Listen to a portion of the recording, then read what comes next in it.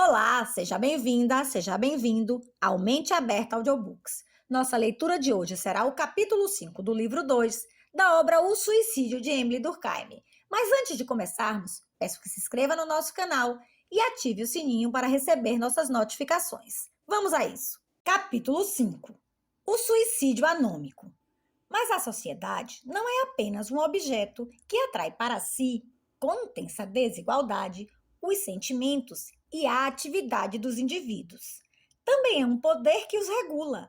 Há uma relação entre a maneira pela qual se exerce essa ação reguladora e a taxa social dos suicídios.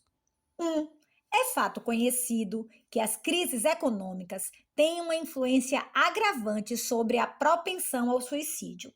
Em Viena, em 1873, eclode uma crise financeira que atinge seu máximo em 1874.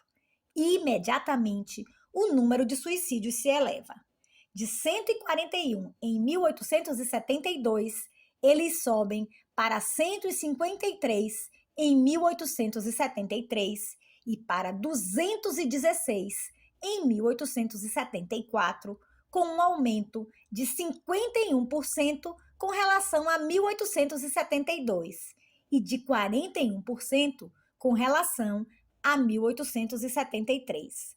A prova de que essa catástrofe é a única causa desse crescimento é o fato de ele ser sensível, sobretudo, no momento em que a crise chegou ao estado agudo, ou seja, durante os 4 primeiros meses de 1874. De 1º de janeiro a 30 de abril, 48 suicídios haviam sido contados em 1871, 44 em 1872, 43 em 1873. Houve 73 em 1874. O aumento é de 70%. A mesma crise que eclodiu na mesma época em Frankfurt am Main produziu os mesmos efeitos. Nos anos precedentes a 1874, lá cometiam-se em média 22 suicídios por ano. Em 1874, houve 32, ou seja, 45% a mais. Não está esquecido o famoso crack que se produziu na Bolsa de Paris no inverno de 1882. Suas consequências se fizeram sentir não só em Paris, mas em toda a França.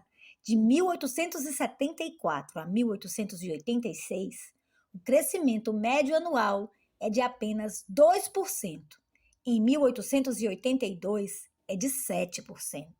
Além disso, ele não se distribui igualmente entre os diferentes períodos do ano, mas ocorre, sobretudo, nos 3 primeiros meses, ou seja, no exato momento em que o crack se produziu. Só a esse trimestre cabem 59 centésimos do aumento total. Tanto essa elevação se deve a circunstâncias excepcionais que, além de não se verificar em 1861, ela desaparece em 1883, embora este último ano tenha, no conjunto, um pouco mais de suicídios do que o anterior. Essa relação não se constata apenas em alguns casos excepcionais. Ela é a regra. O número de falências é um barômetro que reflete com sensibilidade suficiente as variações por que passa a vida econômica. Quando de um ano para outro as falências repentinamente se tornam mais numerosas, pode-se ter certeza de que ocorreu alguma perturbação grave. De 1845 a 1869, houve, em 3 ocasiões, essas elevações súbitas, sintomas de crises.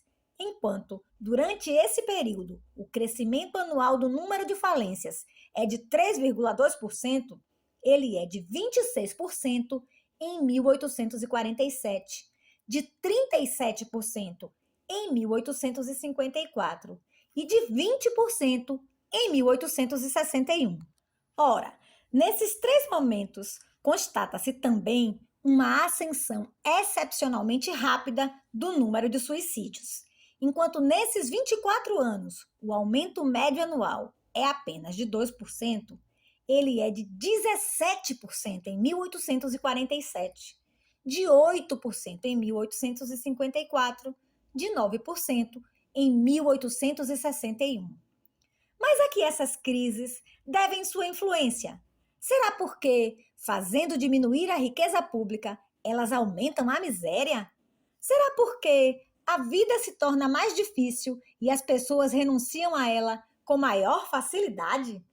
A explicação seduz por sua simplicidade e, aliás, conforma-se à concepção corrente do suicídio.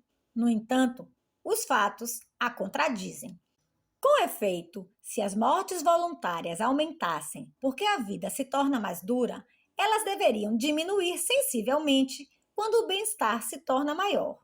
Ora, embora quando o preço dos alimentos de primeira necessidade se eleva excessivamente ou mesmo ocorra, geralmente, com os suicídios, não se constata que eles diminuam para menos da média no caso contrário.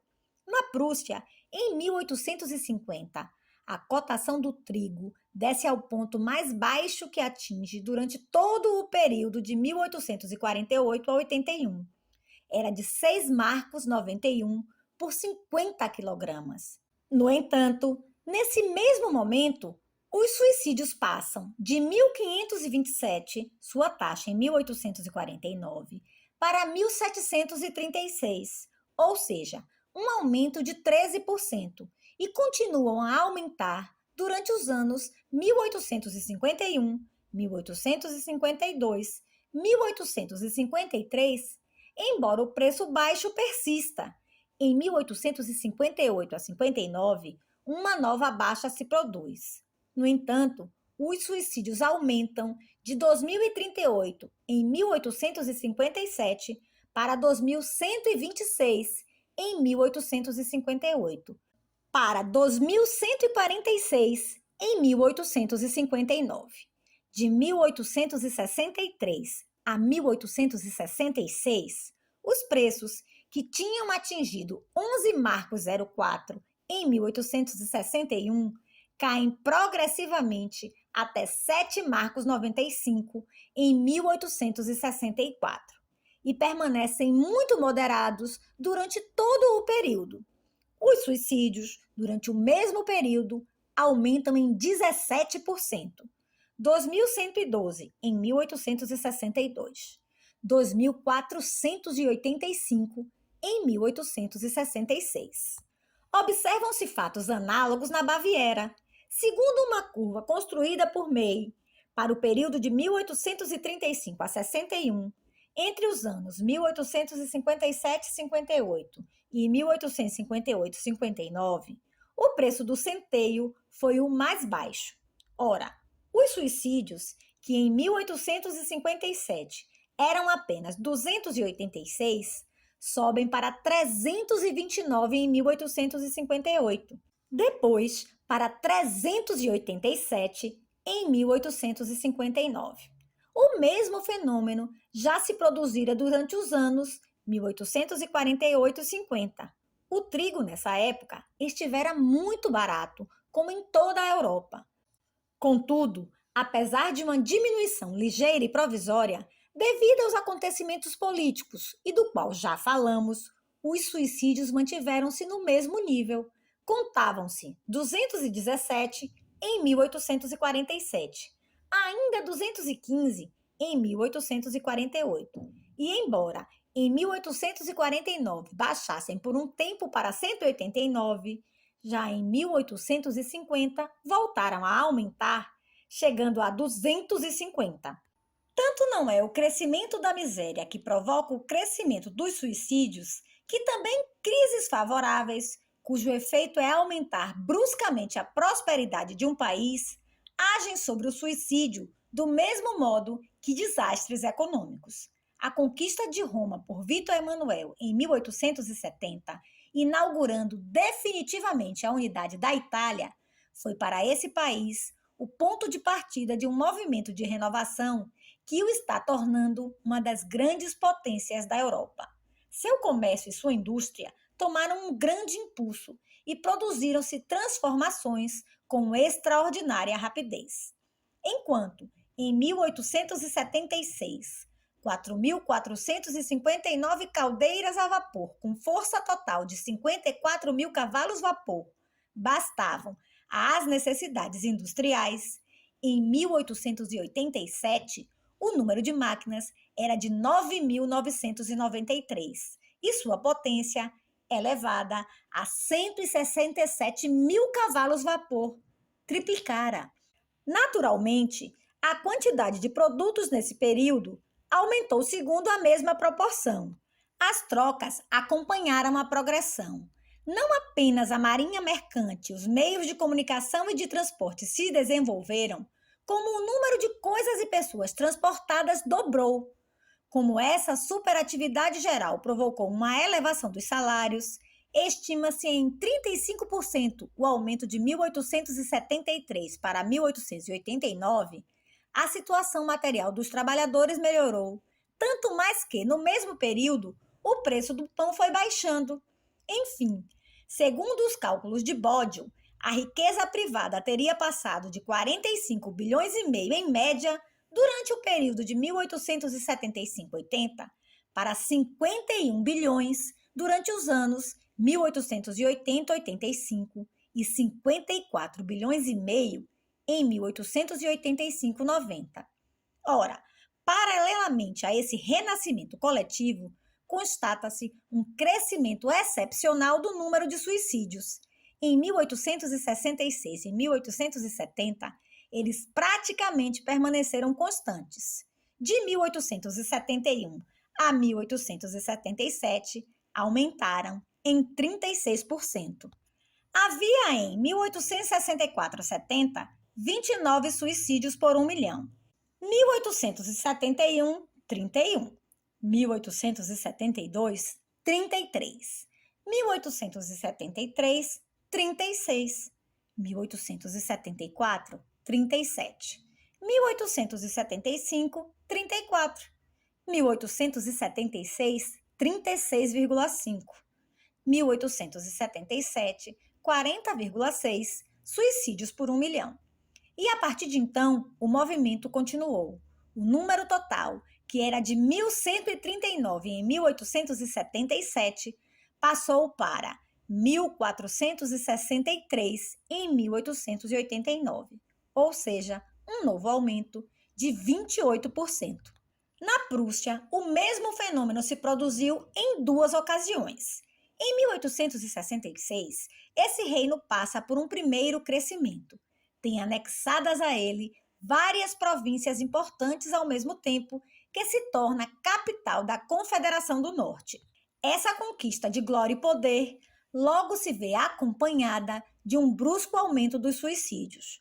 Durante o período de 1856 a 60, a média anual de suicídios era de 123 por 1 milhão e apenas 122 durante os anos 1861-65. No quinquênio 1866-70, apesar da baixa produzida em 1870, a média sobe para 133.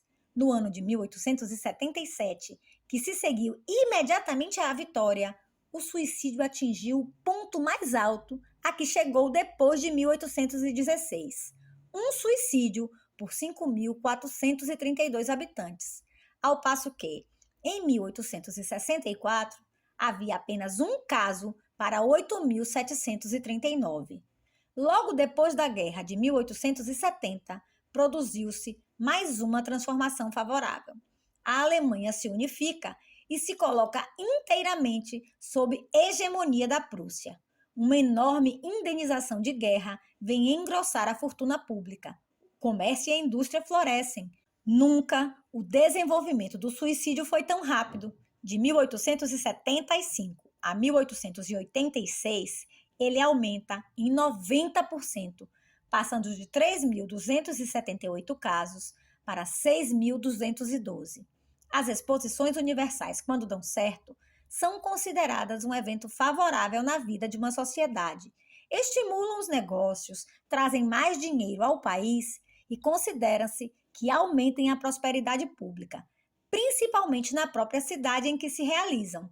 No entanto, não é impossível que, afinal, seu saldo seja uma elevação considerável do número de suicídios. É o que parece ter acontecido principalmente na Exposição de 1878. O aumento foi, nesse ano, o maior que se produziu entre 1874 e 1886.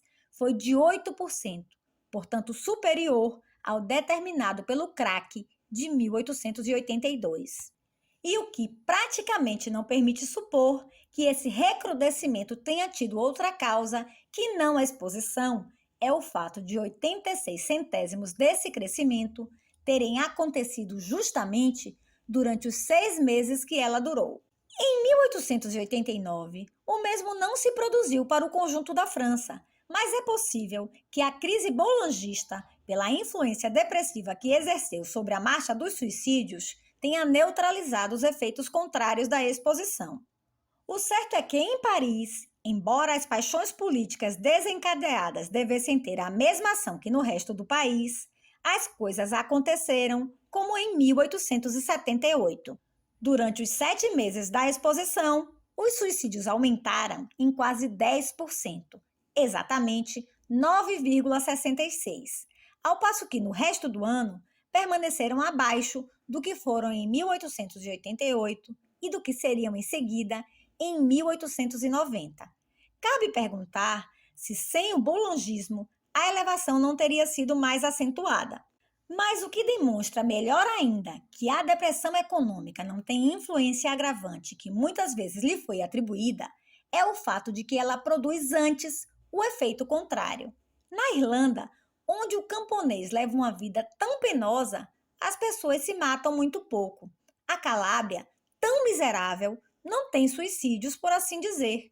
A Espanha tem 10 vezes menos do que a França. Pode-se até dizer que a miséria protege. Nos diferentes departamentos franceses, os suicídios são tanto mais numerosos quanto mais há pessoas que vivem de rendas.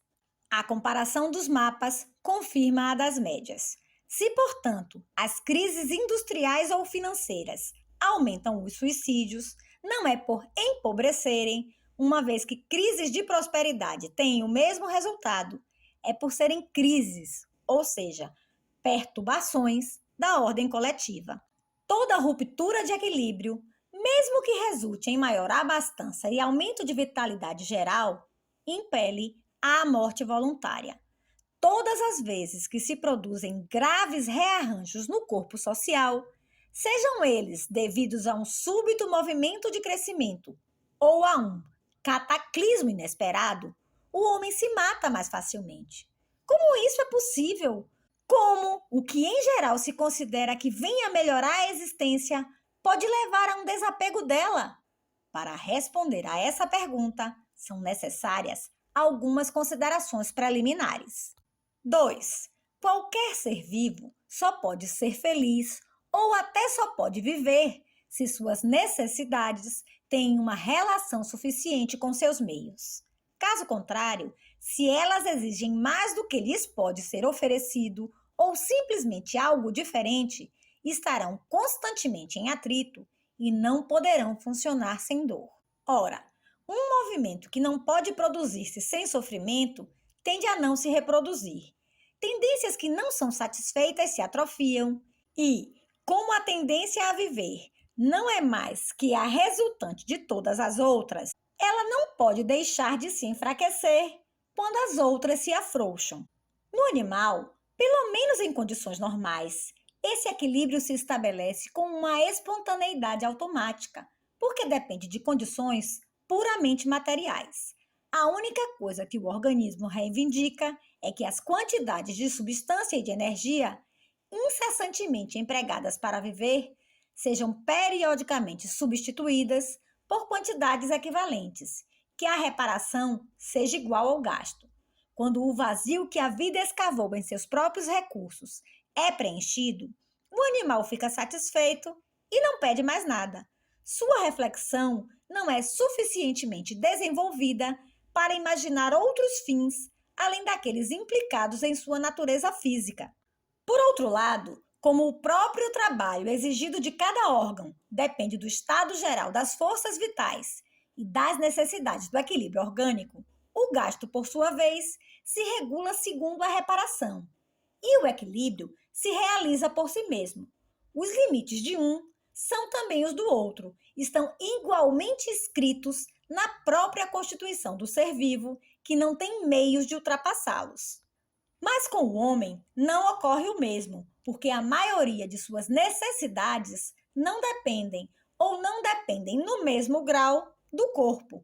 No máximo, pode-se ainda considerar como determinável a quantidade de alimentos materiais necessários à manutenção física de uma vida humana, embora a determinação já seja menos estrita do que no caso precedente e haja margem mais ampla para as livres tramas do desejo, pois, para além do mínimo indispensável com que a natureza aceita se contentar, quando procede instintivamente, a reflexão mais desperta deixa entrever condições melhores que aparecem como fins desejáveis e que solicitam a atividade. Contudo, pode-se admitir que os apetites desse tipo, mais cedo ou mais tarde, encontrem um limite que não podem transpor. Mas como determinar a quantidade de bem-estar, de conforto, de luxo que um ser humano pode buscar legitimamente? Nem na constituição orgânica, nem na constituição psicológica do homem encontram-se algo que marque um termo para tais gostos. O funcionamento da vida individual não exige que eles se detenham aqui e não ali. A prova é que, desde o início da história, eles só fizeram se desenvolver, que satisfações cada vez mais completas lhe foram acrescentadas e que, no entanto, a saúde média não foi se enfraquecendo. Sobretudo, como estabelecer a maneira pela qual eles devem variar segundo as condições, as profissões, a importância relativa dos serviços, etc. Não há sociedade em que eles sejam igualmente satisfeitos nos diferentes graus da hierarquia social. Contudo, em suas características essenciais, a natureza humana é sensível à mesma em todos os cidadãos. Não é ela, portanto, que pode atribuir às necessidades o limite variável que lhe seria obrigatório. Por conseguinte, na medida em que dependem apenas dos indivíduos, elas são ilimitadas. Em si mesma, abstraindo-se todo o poder exterior que a regula, nossa sensibilidade é um abismo sem fundo que nada é capaz de preencher. Mas então, se nada vem contê-la de fora, ela só pode ser uma fonte de tormentos para si mesma, pois desejos ilimitados são insaciáveis por definição, e não é sem razão que se considera a insaciabilidade como sinal de morbidez. Já que nada os limita, eles sempre ultrapassam, e infinitamente, os meios de que dispõem. Nada, portanto, pode acalmá-los. Uma sede inextinguível é um suplício perpetuamente renovado. Já se disse, é verdade, que é próprio da atividade humana desenvolver-se sem termo determinável e propor-se fins que não pode atingir.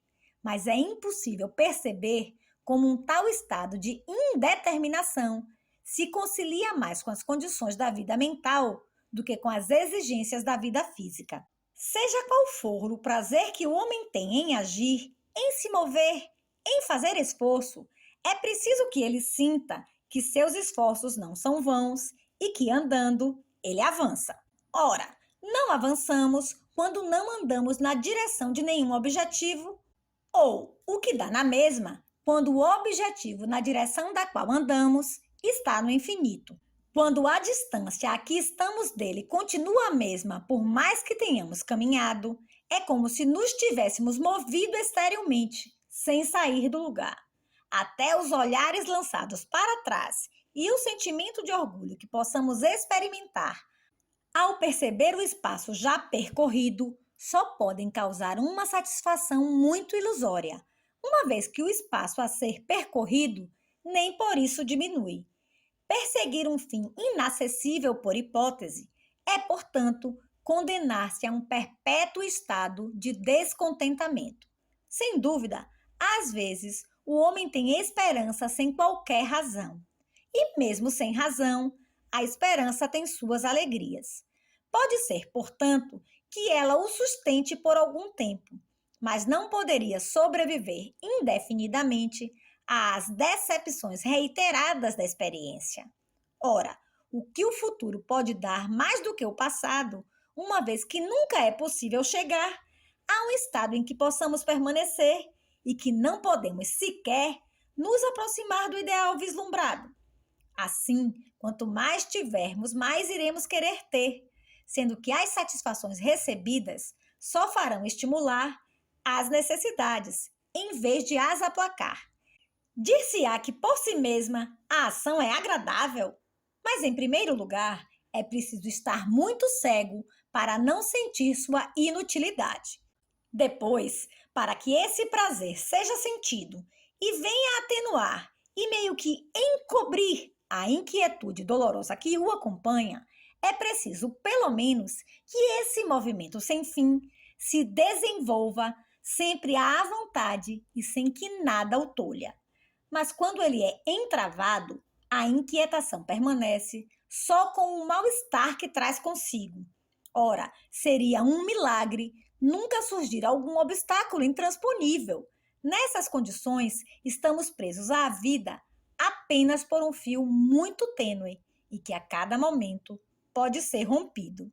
Para que seja de outro modo, é preciso, portanto, antes de tudo, que as paixões sejam limitadas. Só então elas poderão se harmonizar com as faculdades e, assim, ser satisfeitas. Mas, como não há nada no indivíduo que lhes possa fixar um limite, este lhes deve necessariamente vir de alguma força exterior ao indivíduo. É preciso que uma força reguladora desempenhe para as necessidades moral o mesmo papel que o organismo para as necessidades físicas. Isso significa que essa força só pode ser moral. É o despertar da consciência que veio romper o estado de equilíbrio no qual o animal dormitava. Só a consciência, portanto, pode fornecer os meios de o restabelecer. A coerção material, nesse caso, não teria efeito. Não é com forças físico-químicas que se pode modificar os corações. Na medida em que os apetites não são automaticamente contidos por mecanismos fisiológicos, eles só podem se deter diante de um limite que reconheçam como justo. Os homens não consentiriam em limitar seus desejos se julgassem no direito de ultrapassar o limite que lhes é designado. Só que eles não podem ditar a si mesmos essa lei de justiça, pelas razões que mencionamos. Portanto, devem recebê-la de uma autoridade que respeitem e diante da qual se inclinem espontaneamente.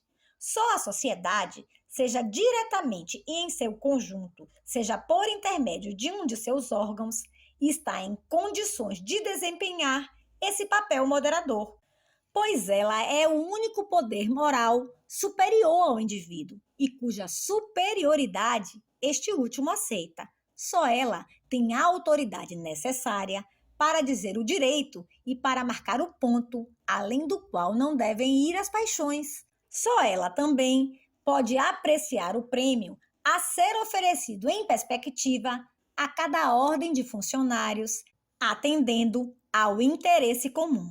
E, com efeito, em cada momento da história, há na consciência moral das sociedades um sentimento obscuro do quanto valem, respectivamente, os diferentes serviços sociais, da remuneração relativa devido a cada um deles e, por conseguinte, da medida de conforto que convém à média dos trabalhadores de cada profissão. As diferentes funções são como que hierarquizadas na opinião e um certo coeficiente de bem-estar é atribuído a cada uma conforme o lugar que ocupa na hierarquia. Segundo as ideias estabelecidas, há, por exemplo, uma certa maneira de viver que é vista como o limite superior que o operário pode se propor em seus esforços para melhorar sua existência, e um limite inferior abaixo do qual dificilmente se tolera que ele desça, desde que não tenha algum demérito grave. Ambos são diferentes para o operário da cidade e para o do campo, para o doméstico e para o jornaleiro, para o empregado do comércio e para o funcionário, etc. Também ainda censura-se o rico que vive como pobre, mas ele também é censurado quando busca com excesso os refinamentos do luxo. Os economistas protestam em vão. Será sempre um escândalo para o sentimento público que um particular possa empregar em consumos absolutamente supérfluos uma quantidade excessiva de riquezas. E parece que essa intolerância só se afrouxa em épocas de perturbação moral. Há, portanto, uma verdadeira regulamentação que, por nem sempre ter uma forma jurídica, não deixa de fixar com relativa precisão o máximo de abastança que cada classe da sociedade pode legitimamente tentar atingir. De resto, a escala assim constituída nada tem de imutável. Ela muda conforme a remuneração coletiva cresça ou decresça e conforme as mudanças das ideias morais da sociedade. Assim, o que tem caráter de luxo numa época já não o tem em outra. O bem-estar, que durante muito tempo só era outorgado a uma classe a título excepcional e suplementar, acaba por aparecer como rigorosamente necessário e de estrita equidade. Sob essa pressão, cada um em sua esfera percebe vagamente o ponto extremo ao qual pode chegar seus apetites e não aspira a nada além. Se, pelo menos, é respeitador da regra e dócil à autoridade coletiva, ou seja, se tem uma constituição moral sadia, ele sente que não deve exigir mais. Assim, está marcado um fim e um termo para as paixões. Sem dúvida, essa determinação nada tem de rígido ou absoluto. O próprio ideal econômico atribuído a cada categoria de cidadão está contido entre certos limites, dentro dos quais os desejos podem mover-se livremente. Mas ele não é ilimitado. Essa limitação relativa e a moderação resultante dela fazem os homens se contentarem com sua sorte, ao mesmo tempo que os estimulam comedidamente a torná-la melhor. E é esse contentamento médio que dá origem ao sentimento de alegria calma e ativa, ao prazer de existir e de viver, que tanto para as sociedades como para os indivíduos é característica da saúde. Cada um, pelo menos em geral, está tão em harmonia com sua condição e só deseja o que pode esperar legitimamente como preço normal de sua atividade. Por outro lado, nem por isso o homem está condenado a uma espécie de imobilidade. Ele pode procurar embelezar sua existência, mas as tentativas que faz nesse sentido podem não ser bem-sucedidas sem o deixar desesperado. Pois, como ele gosta do que tem e não empenha toda a sua paixão em buscar o que não tem, as novidades às quais lhe ocorre aspirar podem não atender a seus desejos e às suas esperanças sem que tudo lhe falte de uma vez. Permanece-lhe o essencial. O equilíbrio de sua felicidade é estável porque é definido e algumas decepções não serão suficientes para perturbá-lo. Todavia, de nada adiantaria todos considerarem justa a hierarquia das funções tal como está montada pela opinião, se ao mesmo tempo não se considerasse igualmente justa a maneira pela qual essas funções são recrutadas. O trabalhador não estará em harmonia com sua situação social se não estiver convencido de a que deve ter. Caso sinta que tem direito a uma situação diferente, a que tem não poderá satisfazê-lo. Não basta, pois, que o nível médio das necessidades seja, para cada condição, regulado pelo sentimento público. É preciso que uma outra regulação, mais precisa, estabeleça a maneira pela qual as diferentes condições devem ser abertas às pessoas. E, de fato, não há sociedade em que essa regulamentação não exista. Ela varia segundo a época e o lugar. Antigamente, fazia do nascimento o princípio quase exclusivo da classificação social. Hoje, mantém como única desigualdade nata a que resulta da riqueza hereditária e do mérito.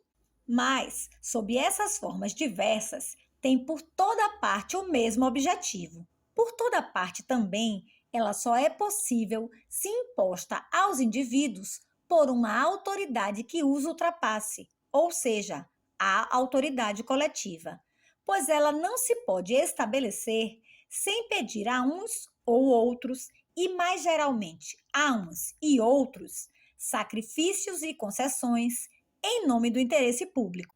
Alguns, na verdade, acharam que essa pressão moral se tornaria inútil a partir do dia em que a situação econômica deixasse de ser transmitida hereditariamente. Se disseram, cada um entrar na vida com os mesmos recursos, se a luta entre os competidores se travar em condições de perfeita igualdade, ninguém poderá achar seus resultados injustos. Todo o mundo sentirá espontaneamente que as coisas são como devem ser. De fato, não há dúvida de que, quanto mais nos aproximamos dessa igualdade ideal, menos a coerção social será necessária. Mas é apenas uma questão de grau, pois sempre subsistirá uma hereditariedade, a de nossos dons naturais, a inteligência, o gosto, o valor científico, artístico, literário, industrial, a coragem, a habilidade manual, são forças que cada um de nós recebe ao nascer, como o proprietário nato recebe seu capital, como o nobre, antigamente, recebia seu título e sua função. Portanto, será preciso ainda uma disciplina moral para fazer com que aqueles que a natureza favoreceu menos aceitem a mínima situação que devem ao acaso de seu nascimento. Chegar-se-á a reivindicar que a distribuição seja igual para todos e que nenhuma vantagem seja dada aos mais úteis e aos mais merecedores? Mas então seria necessária uma outra disciplina enérgica para fazer com que estes últimos aceitassem um tratamento simplesmente igual ao dos medíocres e incapazes. Contudo, essa disciplina, tal como a anterior, só pode ser útil se considerada justa pelos povos que lhes são submetidos. Quando ela já não se mantém, a não ser pelo hábito e pela força, a paz e a harmonia só subsistem na aparência. O espírito de inquietação e o descontentamento estão latentes. Os apetites, superficialmente contidos, não tardam a se desencadear. Foi o que aconteceu em Roma e na Grécia, quando as crenças em que se baseava a velha organização do patriarcado e da plebe se abalaram. Em nossas sociedades modernas, quando os preconceitos aristocráticos começaram a perder sua antiga influência. Mas esse estado de abalo é excepcional, só ocorre quando a sociedade atravessa alguma crise maléfica. Normalmente, a ordem coletiva é reconhecida como justa pela grande generalidade dos indivíduos. Portanto, quando dizemos que uma autoridade é necessária para impô-la às pessoas, não entendemos de modo algum que a violência seja o único meio de estabelecê-la, porque essa regulamentação se destina a conter as paixões individuais. É preciso que ela emane de um poder que domine os indivíduos, mas é preciso também que esse poder seja obedecido por respeito e não por medo. Assim, não é verdade que a atividade humana possa ser libertada de todos os freios. Não há nada no mundo que possa gozar de tal privilégio, pois todo ser, sendo parte do universo, é relativo ao resto do universo. Sua natureza e a maneira pela qual ele a manifesta não dependem, portanto, apenas dele mesmo, mas dos outros seres que, por conseguinte, o contêm e o regulam. Quanto a esse aspecto, entre o mineral e o sujeito pensante, há apenas diferenças de grau e de forma. O que o homem tem de característico é que o freio ao qual está submetido não é físico, mas moral, ou seja, social. Ele recebe a lei não de um meio material que se lhe impõem brutalmente, mas de uma consciência superior à sua e cuja superioridade ele sente, porque a maior e a melhor parte de sua vida ultrapassa o corpo. Ele escapa ao jugo do corpo, mas é submetido ao da sociedade. Só que, quando a sociedade é perturbada, seja por uma crise dolorosa ou por transformações favoráveis, mas por demais repentinas, ela fica provisoriamente incapaz de exercer essa ação. E daí provém as bruscas ascensões da curva de suicídios, cuja existência constatamos acima. Com efeito, nos casos de desastres econômicos, produz-se como que uma desclassificação que empurra bruscamente certos indivíduos para uma situação inferior à que ocupavam até então. É preciso, portanto, que eles reduzam suas exigências, que restringam suas necessidades, que aprendam a se conter mais. Todos os frutos da ação social se perdem naquilo que lhes concerne. Sua educação moral deve ser refeita. Ora, não é num instante que a sociedade pode fazê-los se dobrar a essa nova vida e ensiná-los a exercer sobre si mesmos esse excedente de contenção ao qual não estão acostumados. O resultado é que eles não se ajustam à condição que lhes cabe e que sua própria perspectiva lhes é insuportável. Daí os sofrimentos que os fazem desapegar-se de uma existência reduzida antes mesmo que a tenham experimentado. Mas não é diferente quando a crise tem por origem um brusco crescimento de poder e de fortuna. Então, de fato, como as condições de vida estão mudadas, a escala segundo a qual se regulavam as necessidades não pode mais continuar a mesma, pois ela varia com os recursos sociais, uma vez que determina, de modo geral, a parte que deve caber a cada categoria de produtores. A graduação com isso se altera, mas, por outro lado, uma nova graduação não pode ser improvisada. É preciso tempo para que homens e coisas sejam novamente classificados pela consciência pública.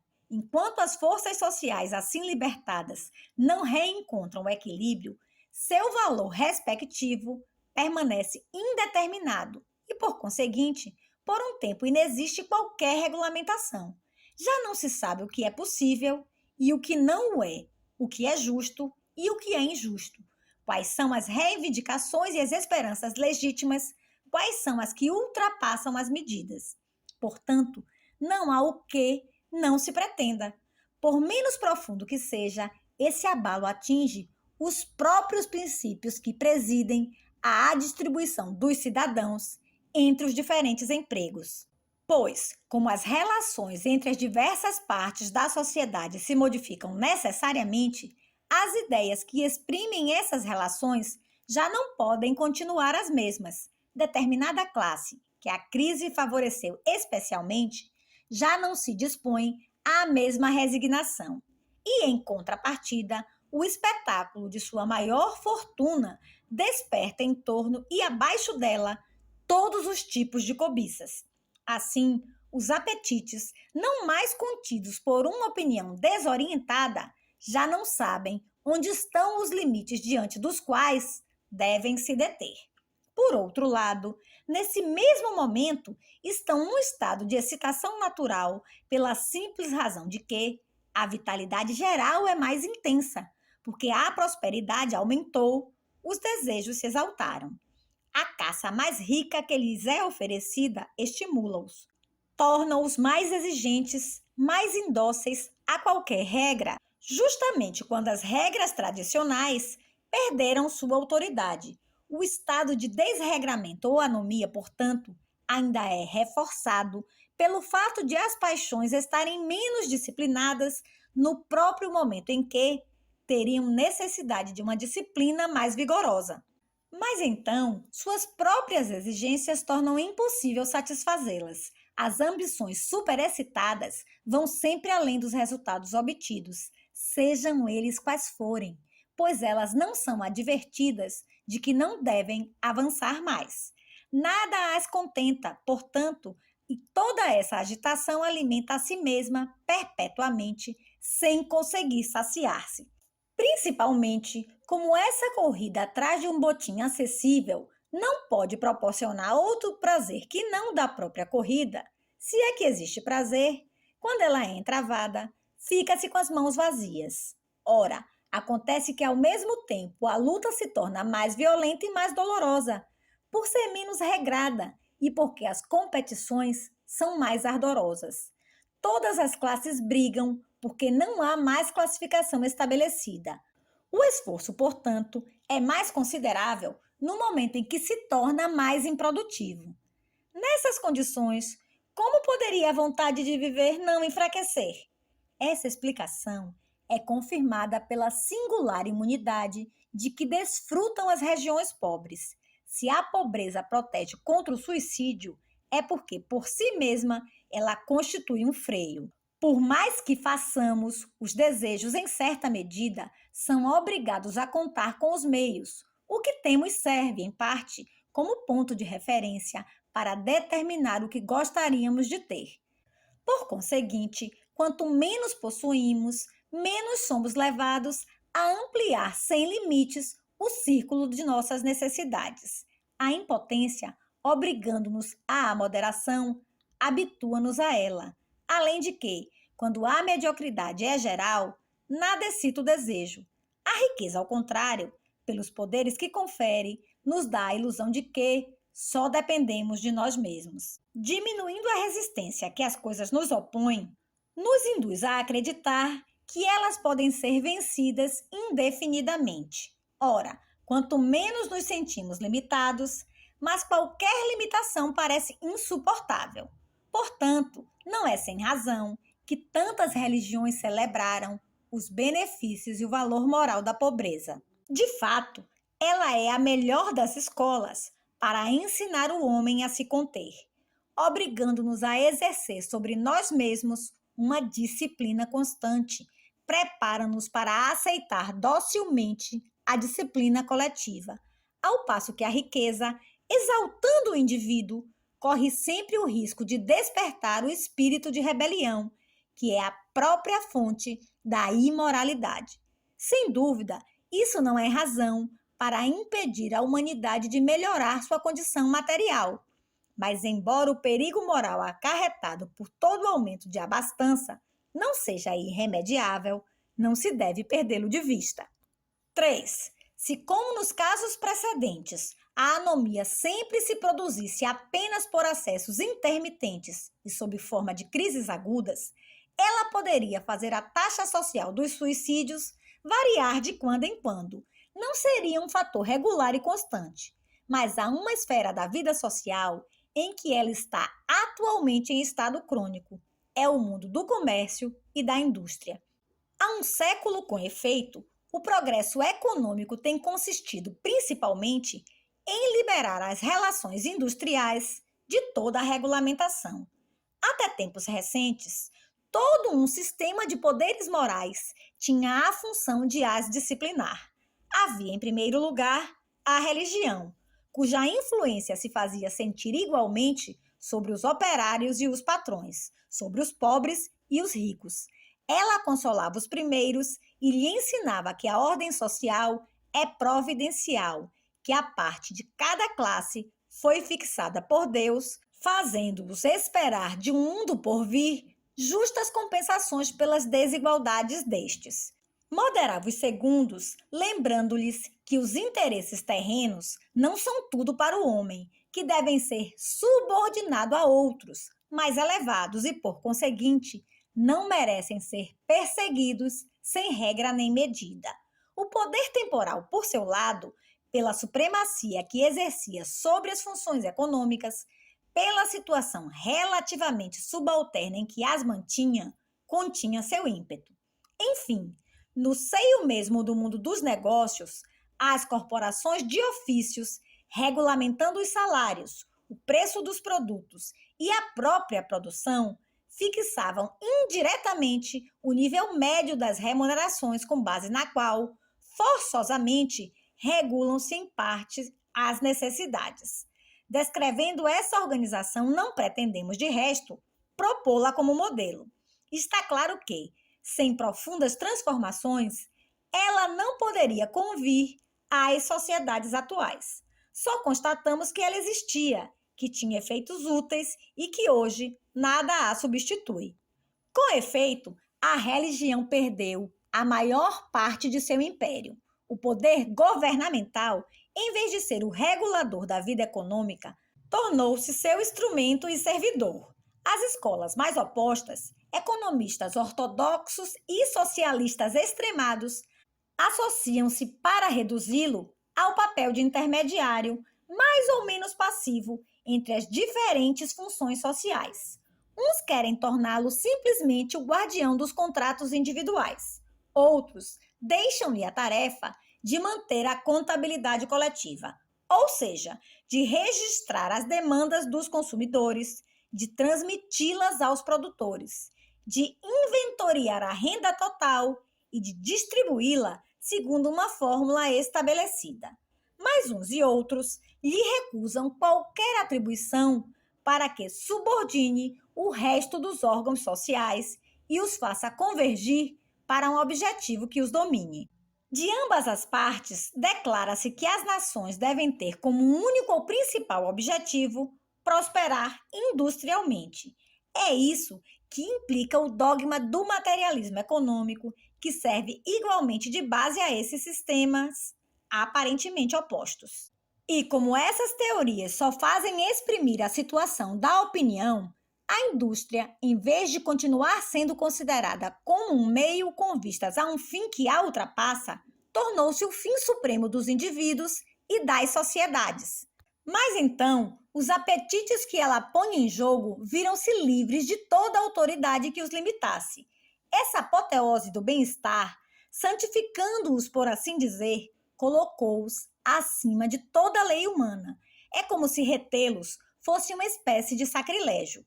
Por isso, até mesmo a regulamentação puramente utilitária que o próprio mundo industrial exercia sobre eles, por intermédio das comparações, não conseguiu manter-se. Enfim, esse desencadeamento dos desejos foi mais agravado pelo próprio desenvolvimento da indústria e pela ampliação quase indefinida do mercado. Enquanto o produtor só podia escoar seus produtos nas vizinhanças imediatas, a modicidade do ganho possível não podia excitar excessivamente a ambição. Mas, agora que ele pode quase pretender ter como cliente o mundo inteiro, como, diante dessas perspectivas ilimitadas, as paixões aceitariam que se continuasse a limitá-las como antes? Eis a razão da efervescência que reina nessa parte da sociedade, mas que dela estendeu-se para o resto. É que nela o estado de crise e de anomia é constante e, por assim dizer, normal. De alto a baixo da escala, as cobiças se levantam sem saber onde pousar definitivamente. Nada é capaz de acalmá-las, uma vez que o objetivo para o qual se voltam está infinitamente além de tudo o que possam atingir. A realidade parece não ter valor em comparação com o que as possíveis imaginações febris vislumbram como possível. Desligamo-nos dela, portanto, mas para nos desligar do possível, quando, por sua vez, ela se torna a realidade. Temos sede de coisas novas, de prazeres ignorados, de sensações inominadas, mas que perdem todo o sabor assim que se tornam conhecidas. Então, ao sobrevir o menor revés, não temos forças para suportá-lo. A febre despenca e percebemos que o tumulto era estéril e que todas aquelas sensações novas, indefinidamente acumuladas, não conseguiram constituir um sólido capital de felicidade do qual pudéssemos viver nos dias de provações. O sábio, que sabe desfrutar os resultados obtidos, sem sentir eternamente a necessidade de os substituir por outros, encontra razões para se apegar à vida quando soa a hora das contrariedades. Mas o homem, que sempre esperou tudo do futuro, que viveu com os olhos fixos no futuro, nada tem no passado que o console dos amargores do presente, pois o passado foi para ele apenas uma série de etapas atravessadas com impaciência. O que lhe permitia não enxergar a si mesmo era o fato de sempre contar com encontrar mais adiante a felicidade que ainda não encontrara até então. Mas eis que foi detido em sua caminhada. Não tem mais nada, nem atrás, nem à frente, em que repousar o olhar. O cansaço, aliás, é suficiente por si só para produzir o desencanto, pois é difícil não sentir com o tempo a inutilidade de uma perseguição interminável. Podemos até nos perguntar se não é principalmente esse estado moral que, hoje, torna tão fecundas em suicídios as catástrofes econômicas. Nas sociedades em que é submetido a uma sadia disciplina, o homem também se submete mais facilmente aos golpes do destino. Habituado a se restringir e a se conter, o esforço necessário para se impor um pouco mais de restrição lhe custa relativamente pouco. Mas, quando por si só qualquer limite é odioso, como uma limitação mais estrita não iria parecer insuportável? A impaciência febril em que se vive não inclina à resignação. Quando se tem como único objetivo ultrapassar constantemente o ponto a que se chegou, como é doloroso ser empurrado para trás. Ora, essa mesma desorganização que caracteriza nosso estado econômico abre a porta para todas as aventuras. Como as imaginações são ávidas de novidades e nada as comanda, elas tateiam ao acaso. Necessariamente, os fracassos aumentam com os riscos, e assim, as crises se multiplicam no próprio momento em que se tornam mais fatais. Contudo, essas disposições são tão inveteradas que a sociedade se habituou a elas e se acostumou a vê-las como normais. Repete-se constantemente que faz parte da natureza do homem ser um eterno insatisfeito, caminhar sempre em frente, sem trégua e sem descanso, para um fim indeterminado. A paixão pelo infinito é rotineiramente apresentada como uma marca de distinção moral, ao passo que só pode produzir-se no seio de consciências desregradas e que erigem em regra o desregramento de que sofrem. A doutrina do progresso, de qualquer modo, e o mais rápido possível, tornou-se um dogma, mas também, paralelamente a essas teorias que celebram os benefícios da instabilidade, vêm-se surgir outras que, generalizando a situação de que derivam, declaram a vida má, acusam-na de ser mais fértil em dores do que em prazeres e de seduzir o homem apenas por atrativos enganadores. E como esse desespero tem seu apogeu no mundo econômico, é nele também que faz o maior número de vítimas. As funções industriais e comerciais estão, com efeito, entre as profissões que mais abastecem o suicídio. Estão quase no nível das carreiras liberais, às vezes até as superam. Sobretudo, são sensivelmente mais afetadas do que a agricultura. É que a indústria agrícola é aquela em que os antigos poderes reguladores mais fazem sentir ainda sua influência e em que a febre dos negócios penetrou menos. É ela que mais lembra o que era antigamente a Constituição Geral da Ordem Econômica. E a diferença seria mais acentuada ainda se entre os suicidas da indústria distinguíssemos os patrões dos operários, pois provavelmente os primeiros são os mais atingidos pelo estado de anomia. A taxa enorme da população que vive de rendas, 720 por 1 milhão, mostra que são os mais afortunados que sofrem mais. É que tudo o que obriga à subordinação atenua os efeitos desse estado. As classes inferiores, pelo menos, têm o horizonte limitado por aqueles que se sobrepõem a elas, e por isso mesmo, seus desejos são mais definidos. Mas os que acima de si só têm o vazio, perdem-se nele quase necessariamente, quando não há força que os segure. A anomia, portanto, em nossas sociedades modernas, um fator regulador e específico de suicídios, é uma das fontes em que se alimenta o contingente anual. Por conseguinte, estamos diante de um novo tipo que deve ser distinguido dos outros. Difere deles na medida em que depende não da maneira pela qual os indivíduos estão ligados à sociedade, mas da maneira pela qual ela os regulamenta.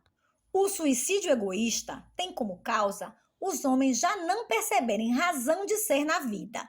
O suicídio altruísta, essa razão lhes parece estar fora da própria vida. O terceiro tipo de suicídio, cuja existência acabamos de constatar, tem como causa o fato de sua atividade se desregrar e eles sofrerem com isso. Por sua origem, daremos a essa última espécie o nome de suicídio anômico.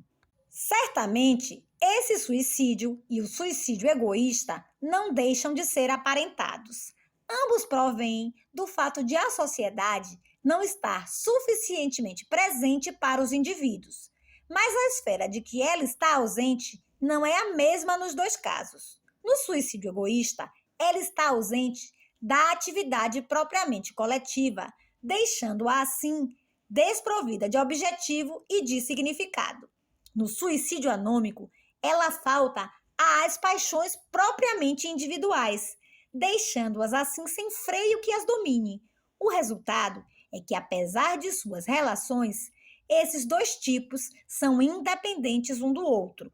Podemos atribuir à sociedade tudo o que há de social em nós, e não saber limitar nossos desejos, sem ser egoísta, pode-se viver no estado de anomia e vice-versa.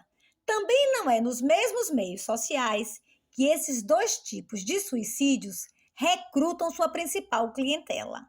Um tem como terreno predileto as carreiras intelectuais, um mundo onde se pensa. O outro, um mundo industrial ou comercial.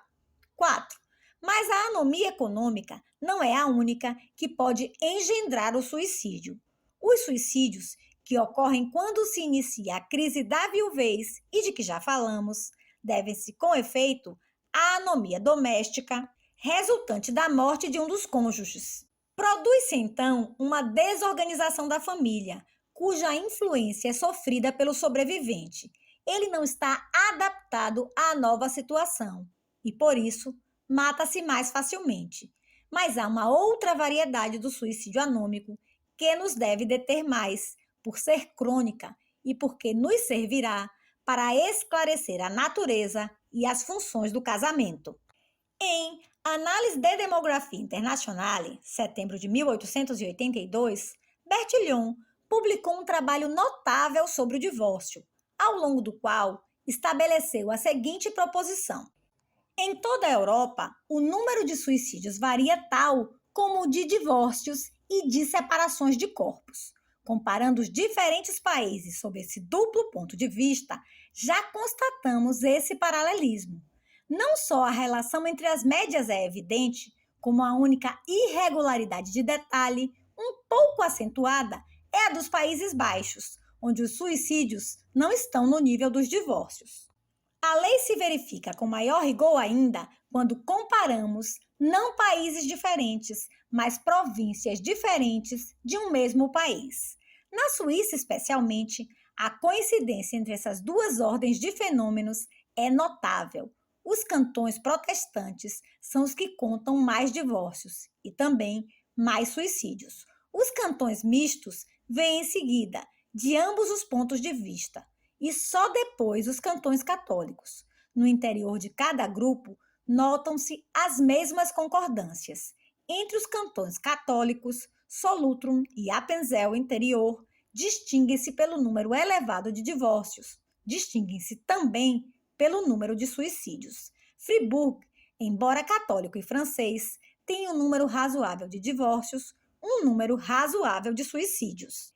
Entre os cantões protestantes alemães, não há nenhum que tenha tantos divórcios quanto Schaffhausen. Schaffhausen também está em primeiro lugar quanto aos suicídios. Enfim, os cantões mistos, com a única exceção de Aargau, classificam-se exatamente da mesma maneira de ambos os pontos de vista. A mesma comparação feita entre os departamentos franceses dá o mesmo resultado. Classificando-os em 8 categorias, de acordo com a importância de sua mortalidade e suicídio, constatamos que os grupos assim formados dispunham-se na mesma ordem que sob o ponto de vista dos suicídios e das separações de corpo. Estabelecida essa relação, vamos tentar explicá-la. Mencionaremos apenas por lembrar a explicação que lhe foi dada sumariamente por Bertillon. Segundo esse autor, o número de suicídios e o de divórcios variam paralelamente porque ambos dependem de um mesmo fator: a frequência maior ou menor de pessoas mal equilibradas. Com efeito, diz ele, há tanto mais divórcios num país, quanto mais há cônjuges insuportáveis. Ora, estes últimos são recrutados, sobretudo, entre os irregulares, indivíduos de caráter mal formado e mal ponderado, que esse próprio temperamento predispõe ao suicídio. A razão do paralelismo não seria, portanto, a instituição do divórcio ter, por si mesma, uma influência sobre o suicídio, mas essas duas ordens de fatos derivarem de uma mesma causa que elas exprimem diferentemente. Mas é arbitrariamente e sem provas que se vincula assim o divórcio a certas taras psicopáticas. Não há nenhuma razão para se supor que haja na Suíça 15 vezes mais desequilibrados do que na Itália e de 6 a 7 vezes mais do que na França. Contudo, os divórcios são, no primeiro desses países, 15 vezes mais frequentes do que no segundo e cerca de 7 vezes mais do que no terceiro. Além disso, no que se refere ao suicídio, sabemos que as condições puramente individuais estão longe de explicá-lo. Tudo o que se segue, por outro lado, completará a demonstração da insuficiência dessa teoria. A causa dessa relação notável não deverá ser buscada nas predisposições orgânicas dos indivíduos, mas na natureza intrínseca do divórcio. A esse respeito, uma primeira proposição pode ser estabelecida. Em todos os países para os quais temos as informações necessárias, os suicídios de divorciados são incomparavelmente superiores em número aos fornecidos pelas outras parcelas da população. Assim, os divorciados dos dois sexos se matam entre 3 e 4 vezes mais do que os casados, embora sejam mais jovens, 40 anos na França em vez de 46 anos, e sensivelmente mais do que os viúvos, apesar do agravamento resultante para estes últimos de sua idade avançada. Por que isso ocorre? Não há dúvida de que a mudança de regime moral e material, que é consequência do divórcio, deve ter algum efeito nesse resultado, mas não é suficiente para explicá-lo. De fato, a viuvez é um distúrbio não menos completo da existência. Em geral, ela tem até consequências muito mais dolorosas, já que não eram desejadas pelos cônjuges, ao passo que, na maioria das vezes, o divórcio é um alívio para eles. No entanto, os divorciados que, em razão de sua idade, deveriam matar-se 2 vezes menos do que os viúvos, matam-se mais em toda parte e, em alguns países, até 2 vezes mais. Esse agravamento, que pode ser representado por um coeficiente entre 2,5 e 4, não depende de modo algum de sua mudança de estado. Para encontrar suas causas, voltemos a uma das proposições que estabelecemos anteriormente.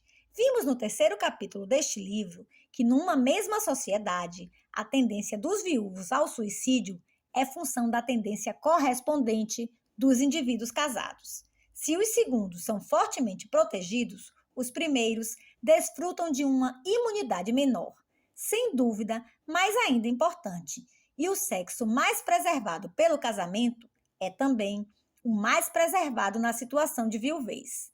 Em suma, quando a sociedade conjugal se dissolve pelo falecimento de um dos cônjuges, os efeitos que ela tinha com relação ao suicídio continuam a se fazer sentir em parte sobre o sobrevivente.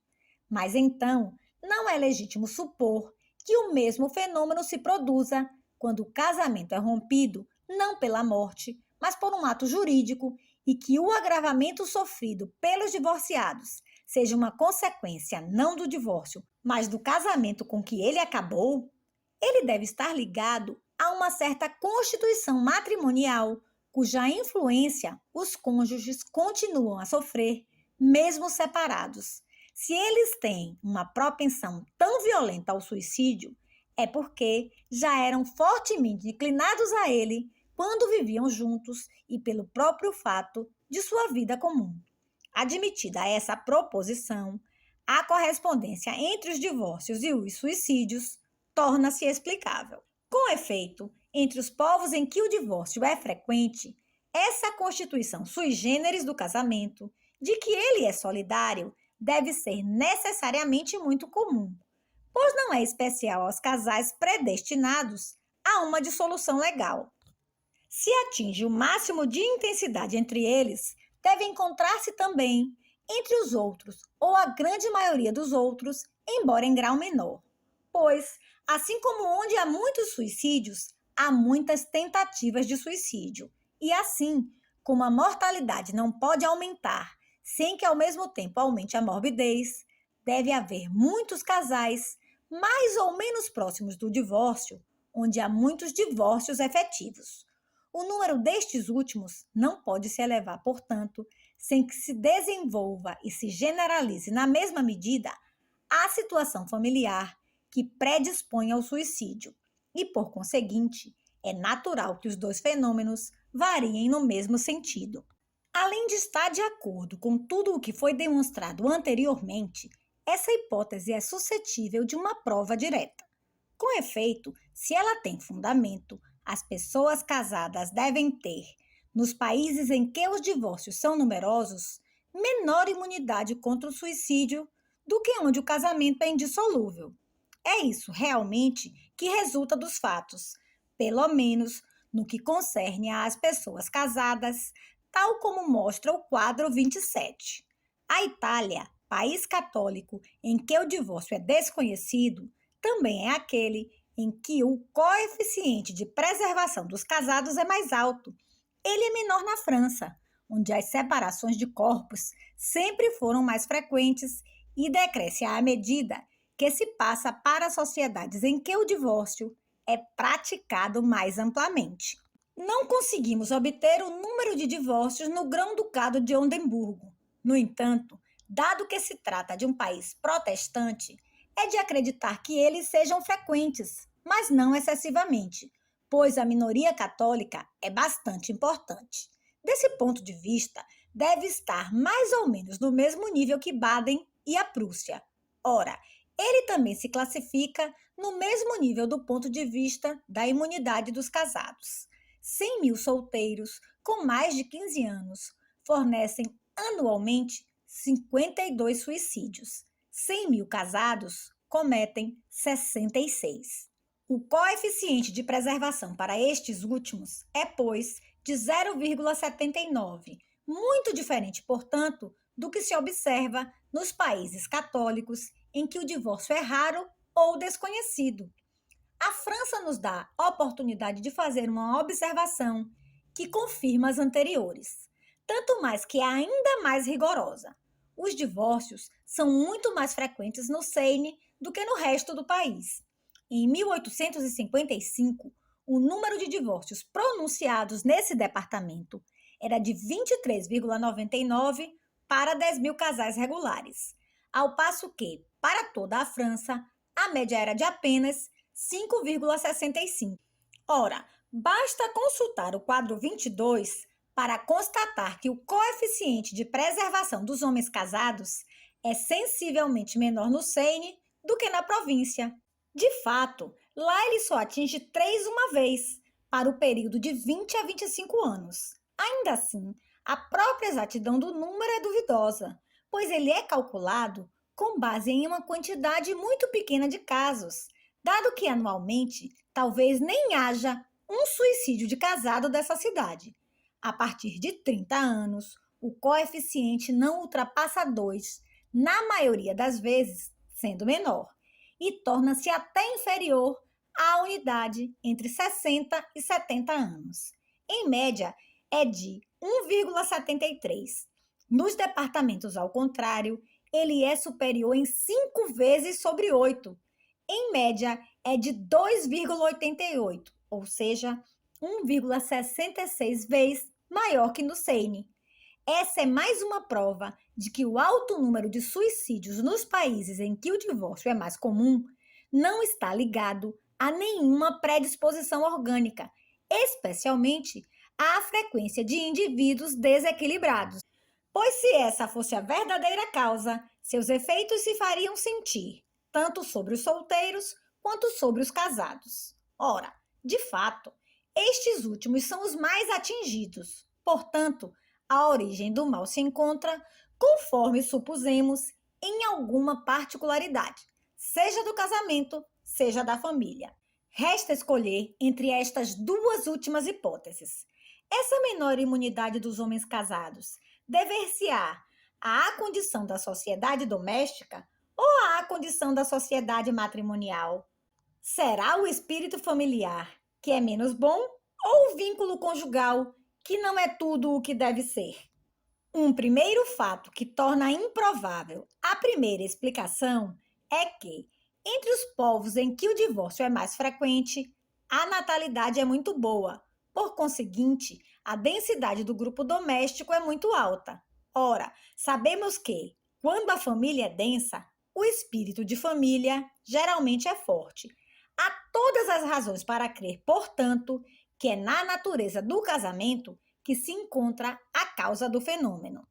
E, com efeito, se ele fosse imputável à constituição da família, as mulheres casadas também deveriam ser menos preservadas do suicídio nos países em que o divórcio é comum do que onde ele é menos praticado, pois elas são tão atingidas quanto os homens pela má situação das relações domésticas. Ora, o que acontece é exatamente o inverso. O coeficiente de preservação das mulheres casadas aumenta na medida em que o dos homens casados diminui, ou seja, na medida em que os divórcios são mais frequentes e vice-versa. Quanto mais frequente e facilmente se rompe o laço conjugal, mais a mulher é favorecida em relação ao marido. A inversão entre as duas séries de coeficientes é notável. Nos países em que o divórcio não existe, a mulher é menos preservada que seu marido, mas sua inferioridade é maior na Itália do que na França, onde o vínculo matrimonial sempre foi mais frágil. Ao contrário, quando o divórcio é praticado, Baden, o marido é menos preservado do que a mulher, e a vantagem desta cresce regularmente à medida que os divórcios se desenvolvem. Tal como anteriormente, o Grão-Ducado de Oldenburgo se comporta desse ponto de vista como as outras regiões da Alemanha em que o divórcio tem frequência média. 1 milhão de mulheres solteiras produzem 203 suicídios. 1 milhão de mulheres casadas, 156. Estas têm, pois, um coeficiente de preservação de 1,3, bem superior ao dos homens casados, que era de 0,79. O primeiro é 1,64 vezes maior do que o segundo, mais ou menos como na Prússia. A comparação do Seine com os outros departamentos franceses confirma essa lei de maneira clara. Na província onde as pessoas se divorciam menos, o coeficiente médio das mulheres casadas é de apenas 1,49. Portanto, ele representa a metade do coeficiente médio dos homens casados, que é de 2,88. No Seine, a relação é inversa. A imunidade dos homens é de apenas 1,56 e até de 1,44 se deixarmos de lado os números duvidosos referentes ao período de 20 a 25 anos. A imunidade das mulheres é de 1,79. A situação da mulher em relação ao marido é mais de 2 vezes melhor do que nos departamentos. Podemos fazer a mesma constatação comparando as diferentes províncias da Prússia. Todos os coeficientes do primeiro grupo são sensivelmente superiores aos do segundo, e é no terceiro que se encontram os mais baixos. A única anomalia é a de Hesse, onde, por razões desconhecidas, as mulheres casadas desfrutam de uma imunidade bastante importante, embora os divorciados sejam mais numerosos. Apesar dessa convergência das provas, vamos submeter essa lei a uma última verificação. Em vez de comparar a imunidade dos homens casados com a das mulheres casadas, vamos tentar saber de que maneira, diferente segundo os países, o casamento modifica a situação respectiva dos sexos quanto ao suicídio. Essa comparação constitui o objeto do quadro 29. Observa-se que, nos países em que o divórcio não existe ou se estabeleceu há pouco tempo, a mulher participa em maior proporção dos suicídios dos casados do que dos suicídios dos solteiros. Isso significa que o casamento favorece o homem mais do que a mulher, e a situação desfavorável desta última é mais acentuada na Itália do que na França. O excedente médio da participação proporcional das mulheres casadas sobre a das solteiras é, de fato, 2 vezes mais elevado no primeiro país do que no segundo, uma vez que passamos aos povos em que a instituição do divórcio funciona amplamente, produz-se o fenômeno inverso. A mulher ganha terreno com o casamento e o homem perde. E o proveito que ela tira é mais considerável na Prússia do que em Baden e na Saxônia do que na Prússia. Ele atinge seu máximo no país em que os divórcios, por sua vez, têm sua frequência máxima. Pode-se considerar, pois, acima de qualquer contestação, a seguinte lei: o casamento favorece tanto mais a mulher do ponto de vista do suicídio, quanto o divórcio é mais praticado e vice-versa. Dessa proposição, seguem-se 2 consequências. A primeira é que só os homens casados contribuem para essa elevação da taxa de suicídios que se observa nas sociedades em que os divórcios são frequentes, sendo que nelas, as mulheres casadas, ao contrário, matam-se menos do que em outras partes. Se, portanto, o divórcio não se pode desenvolver sem que a situação moral da mulher melhore, é inadmissível que ele esteja ligado a uma má situação da sociedade doméstica que leve a propensão ao suicídio a se agravar, pois esse agravamento deveria se produzir na mulher tanto quanto no marido. Um enfraquecimento do espírito de família não pode ter efeitos tão opostos sobre cada um dos sexos. Não pode favorecer a mãe e lesar tão gravemente o pai. Por conseguinte, é na situação do casamento e não na constituição da família que se encontra a causa do fenômeno que estamos estudando. E, de fato, é muito possível que o casamento haja em sentido contrário sobre o marido e sobre a mulher, pois se, como pais, eles têm o mesmo objetivo, como cônjuges, seus interesses são diferentes e muitas vezes antagônicos. Pode muito bem acontecer que, em certas sociedades, determinada particularidade da instituição matrimonial beneficie um e prejudique o outro. Tudo o que precede tende a provar que é precisamente esse o caso do divórcio. Em segundo lugar, a mesma razão nos obriga a rejeitar a hipótese segundo a qual essa má situação do casamento, de que divórcios e suicídios são solidários, consistiria simplesmente em uma frequência maior das discussões domésticas, pois não mais do que o afrouxamento do vínculo familiar. Uma tal causa não poderia ter como resultado o aumento da imunidade da mulher. Se o número de suicídios, onde o divórcio é de uso, estivesse realmente ligado ao número de querelas conjugais, a esposa deveria sofrer seus efeitos, tanto quanto o esposo. Não há nada no caso que seja suscetível de preservá-la excepcionalmente. Uma tal hipótese é ainda menos sustentável porque, na maioria das vezes, o divórcio é solicitado pela mulher contra o marido. Na França, 60% das vezes nos divórcios e 83% nas separações de corpos. Os distúrbios do casal são, portanto, na maioria dos casos, imputáveis ao homem. Mas então seria ininteligível que, nos países em que as pessoas se divorciam muito, o homem se matasse mais porque faz sua mulher sofrer mais, e que a mulher, pelo contrário, se matasse menos porque o marido a faz sofrer mais. Por outro lado, não está provado que o número das desavenças conjugais cresça do mesmo modo que o dos divórcios. Afastada essa hipótese, só resta uma possível: a própria instituição do divórcio, pela ação que exerce sobre o casamento, deve determinar ao suicídio. Com efeito, o que é o casamento? Uma regulamentação das relações entre os sexos que abrange não apenas os instintos físicos que esse comércio implica, mas também os sentimentos de todo tipo que a civilização enxertou, aos poucos, sobre a base dos apetites materiais. Pois o amor é, entre nós, um fato muito mais mental do que orgânico. O que o homem busca na mulher não é simplesmente a satisfação do desejo sexual, embora essa inclinação natural tenha sido o germe de toda a evolução sexual. Ela foi gradualmente se enredando em sentimentos estéticos e morais, numerosos e variados, e hoje já não é mais do que o elemento menor do processo total e denso ao qual deu origem. Em contato com esses elementos intelectuais, ela mesma se desvencilhou parcialmente do corpo e como que se intelectualizou. São razões morais que a suscitam, tanto quanto solicitações físicas.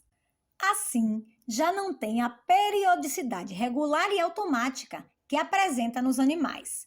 Uma excitação psíquica pode despertá-la a qualquer momento, é de todas as estações, mas justamente porque essas diversas inclinações, assim transformadas, não estão diretamente situadas sob a dependência de necessidades orgânicas, uma regulamentação social lhes é indispensável.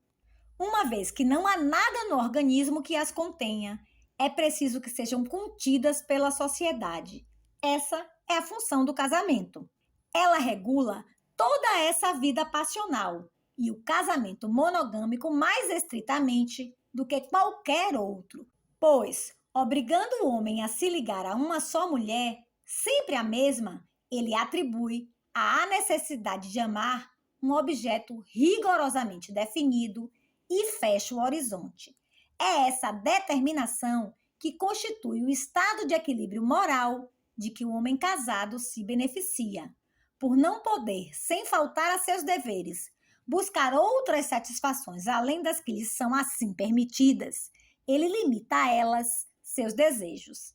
A disciplina salutar a qual é submetido faz com que deva encontrar a felicidade em sua condição e, por isso mesmo, fornece-lhe os meios para isso.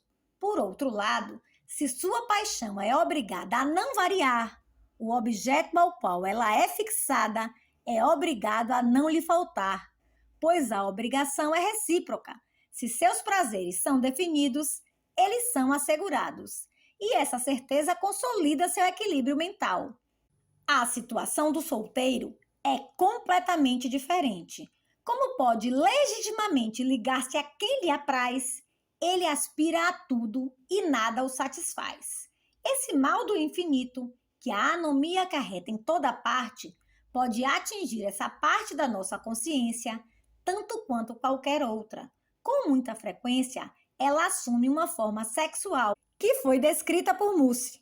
Quando não somos detidos por nada, não podemos deter a nós mesmos.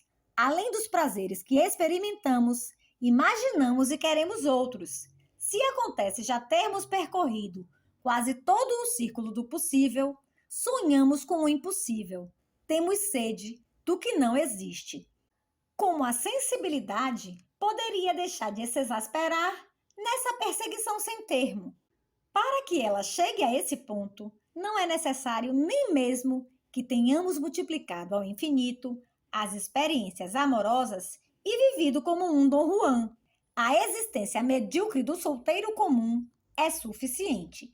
Esperanças novas são constantemente despertadas e frustradas, deixando atrás de si uma impressão de fadiga e desencanto. Como, aliás, o desejo poderia se fixar, uma vez que não tem certeza de poder conservar o que o atrai, pois a anomia é dupla. Do mesmo modo como o indivíduo não se dá definitivamente, ele não possui nada definitivamente. A incerteza do futuro, aliada à sua própria indeterminação, condena-o, portanto, a uma eterna mobilidade. De tudo isso resulta um estado de perturbação, de agitação e de insatisfação que aumenta necessariamente as possibilidades de suicídio. Ora, o divórcio implica um enfraquecimento da regulamentação matrimonial, onde ele é estabelecido, sobretudo onde o direito e os costumes facilitam excessivamente sua prática. O casamento é apenas uma forma enfraquecida dele mesmo.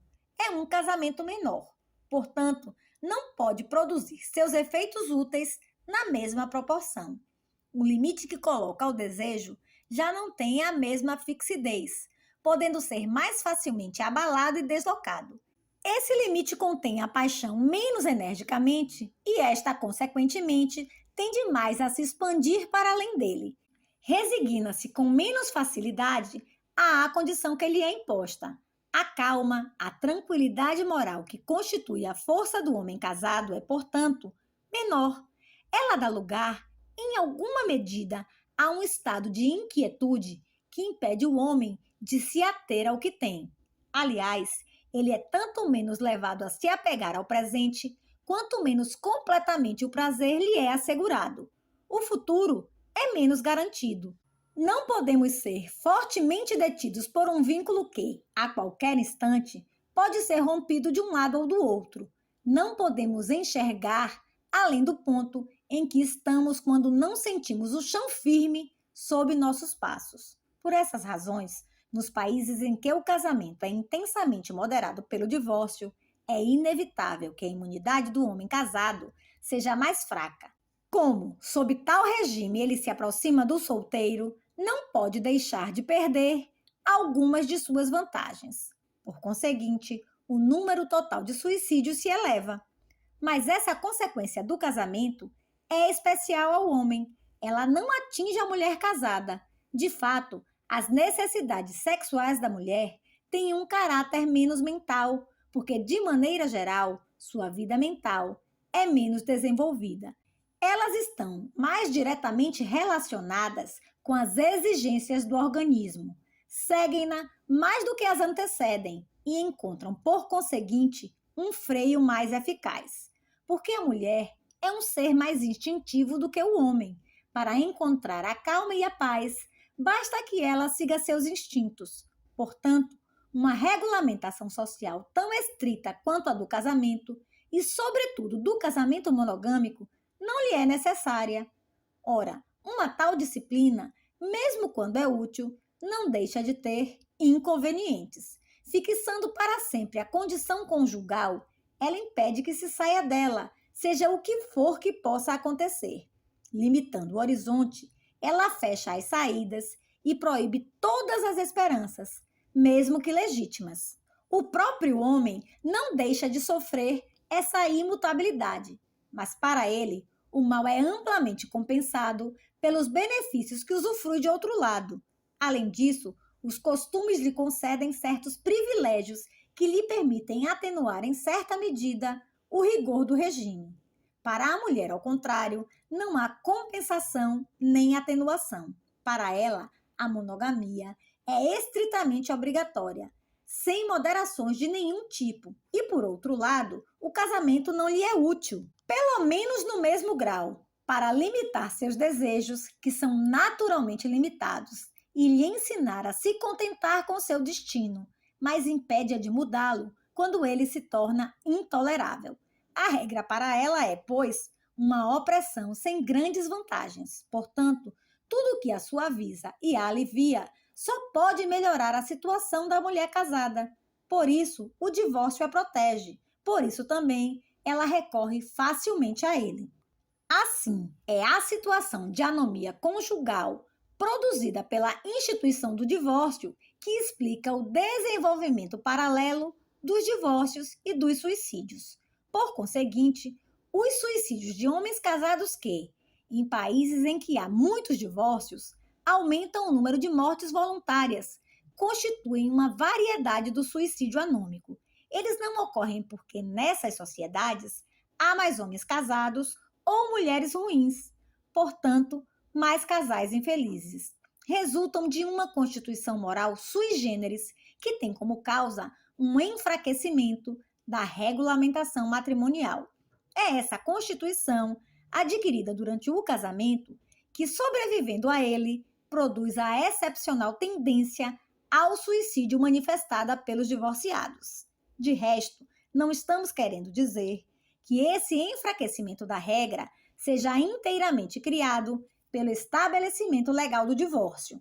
O divórcio sempre é proclamado para consagrar uma situação de costumes que era anterior a ele. Se a consciência pública não tivesse chegado pouco a pouco a julgar que a indissolubilidade do vínculo conjugal não tem razão de ser, o legislador nem teria pensado em aumentar sua fragilidade. A anomia matrimonial pode existir na opinião pública, portanto, sem ainda estar inscrita na lei. Mas, por outro lado, é apenas quando assume forma legal que ela pode produzir todas as suas consequências. Enquanto a legislação matrimonial não é modificada, ela serve pelo menos para conter materialmente as paixões. Sobretudo, opõe-se a que o gosto pela anomia ganhe terreno, pela simples razão de que a reprova. Por isso, os efeitos da anomia só se caracterizam e são facilmente observáveis onde ela se tornou instituição jurídica. Ao mesmo tempo que dá conta tanto do paralelismo observado entre os divórcios e os suicídios, quanto das variações inversas apresentadas pela imunidade dos homens casados e das mulheres casadas, essa explicação é confirmada por vários outros fatos. Primeiro, é apenas sob o regime do divórcio que pode haver uma verdadeira instabilidade matrimonial, pois só ele rompe completamente o casamento, ao passo que a separação de corpos apenas suspende parcialmente alguns de seus efeitos sem devolver a liberdade aos cônjuges. Se, portanto, essa anomia especial agrava realmente a propensão ao suicídio, os divorciados devem ter uma disposição bem superior à dos separados. De fato, é o que se conclui do único documento que conhecemos a esse respeito. Segundo um cálculo de Legoy, na Saxônia, durante o período de 1847 a 56, 1 milhão de divorciados teria produzido uma média anual de 1.400 suicídios e 1 milhão de separados, apenas 176. Essa última taxa é inferior até a dos homens casados, 318. Segundo, se a tendência tão forte dos solteiros está ligada em parte à anomia sexual na qual vivem de maneira crônica, é principalmente no momento em que o sentimento sexual está em maior efervescência que o agravamento de que eles sofrem é mais sensível. E, com efeito, de 20 a 45 anos, a taxa de suicídios de solteiro cresce muito mais depressa do que depois. Durante esse período, ela quadruplica, ao passo que de 45 anos à idade máxima, depois de 80 anos, apenas duplica. Mas por parte das mulheres, não encontramos a mesma aceleração. De 20 a 45 anos, a taxa das solteiras nem mesmo dobra, passa apenas de 106 para 171. O período sexual não afeta, portanto, a trajetória dos suicídios femininos. É exatamente o que deve acontecer se, como já admitimos, a mulher não é muito sensível a essa forma de anomia. Terceiro, enfim, vários fatos estabelecidos no capítulo 3 deste livro encontram uma explicação na teoria que acaba de ser exposta e, por isso mesmo, podem servir para confirmá-la. Vimos então que, por si mesmo e independentemente da família, o casamento, na França, conferia ao homem um coeficiente de preservação de 1,5. Sabemos agora a que corresponde esse coeficiente. Ele representa as vantagens que o homem extrai da influência reguladora que o casamento exerce sobre ele, da moderação que impõe às suas inclinações e do bem-estar moral resultante. Mas constatamos ao mesmo tempo que, nesse mesmo país, a condição de mulher casada, ao contrário, era agravada enquanto a presença de filhos não vinha corrigir os maus efeitos que o casamento tem para ela. Acabamos agora de dizer a razão disso. Não é que o homem seja, por natureza, um ser egoísta e mau, cujo papel no casal seria fazer a companheira sofrer. É que na França, onde até recentemente o casamento não era enfraquecido pelo divórcio, a regra inflexível que ele impunha à mulher era para ela um jugo muito pesado e sem vantagens. De maneira mais geral, é a seguinte a causa desse antagonismo dos sexos que faz com que o casamento não possa favorecê-los igualmente. Seus interesses são contrários. Um tem necessidade de coerção, o outro de liberdade. Tudo indica, aliás, que num certo momento de sua vida, o homem é afetado pelo casamento da mesma maneira que a mulher, embora por outras razões. Se, conforme mostramos, os homens casados bem jovens se matam muito mais do que os solteiros da mesma idade, sem dúvida é porque suas paixões são, então, por demais tumultuosas e muito seguras de si mesmas para poderem se submeter a uma regra tão severa. Esta lhes aparece, portanto, como um obstáculo insuportável, contra o qual seus desejos se chocam e se rompem.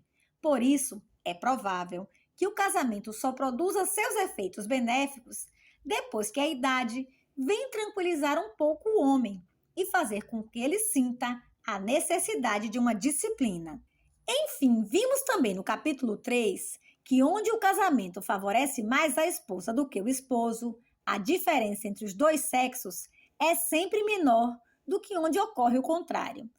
É a prova de que, mesmo nas sociedades em que é inteiramente vantajosa a mulher, a situação matrimonial é menos favorável a ela do que ao homem, quando é este último que tira maior proveito dela. A mulher pode sofrer quando o casamento lhe é contrário, mais do que pode beneficiar-se dele quando atende a seus interesses.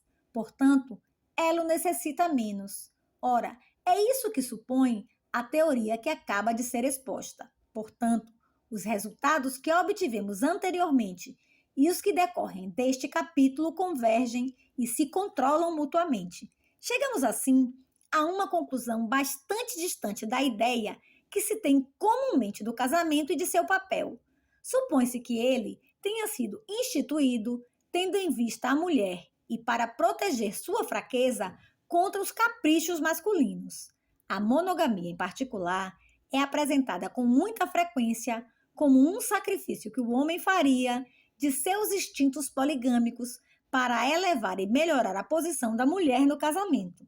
Na realidade, sejam quais forem as causas históricas que o determinaram a se impor essa restrição, é a ele que essa instituição mais favorece. A liberdade à qual o homem renunciou só podia ser para ele uma fonte de tormentos. A mulher não tinha as mesmas razões para abandoná-la, e sob esse aspecto, podemos dizer que, submetendo-se à mesma regra, foi ela quem fez um sacrifício.